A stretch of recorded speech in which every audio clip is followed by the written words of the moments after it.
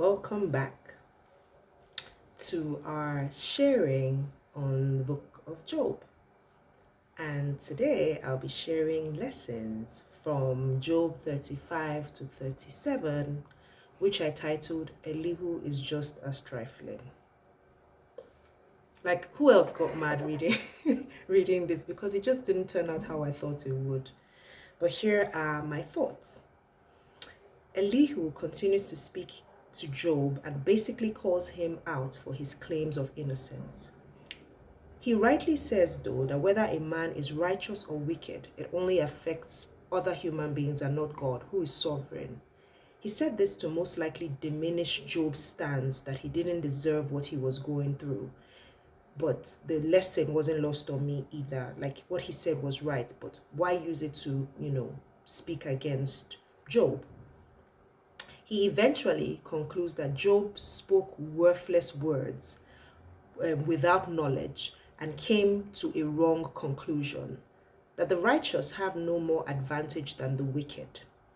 His righteousness wasn't to be used as a battering tool with God, but it wasn't though.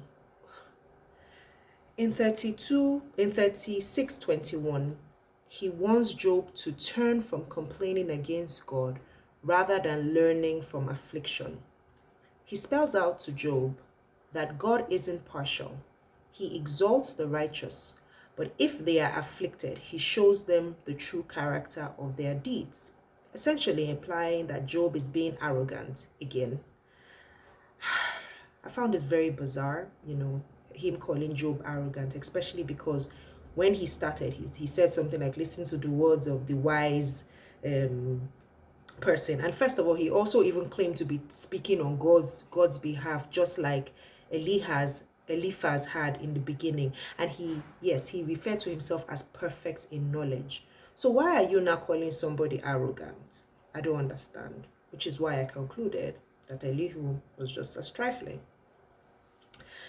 Let's get to my hashtag getting to know God lesson. I won't lie, this chapter frustrated me a little bit, but I did learn about God. I went back and reread it. I was like, okay, I'm here to learn the character of God.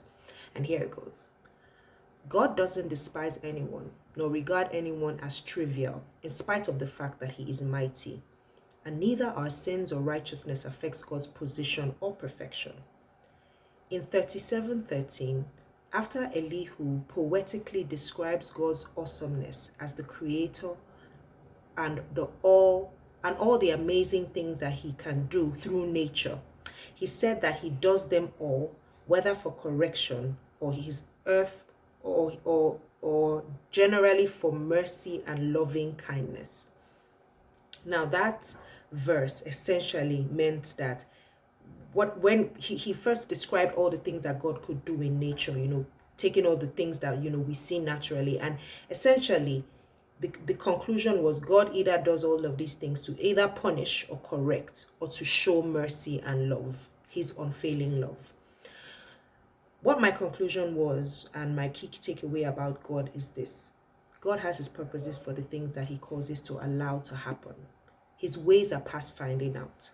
So we must learn to just trust him, no matter what it is that we're going through. What did you learn about God? I'll be glad to know if you share, and I hope that you're learning even more truths about just how God is, even in the midst of the murkiness that is Job's story. I hope you're enjoying this as much as I do. We're quickly and sort of slowly and steadily and then quickly also getting to the end of Job. And tomorrow I'll be sharing lessons from 38 to 39, and I hope you join me as we quickly round up the end of the book of Job. And see you tomorrow.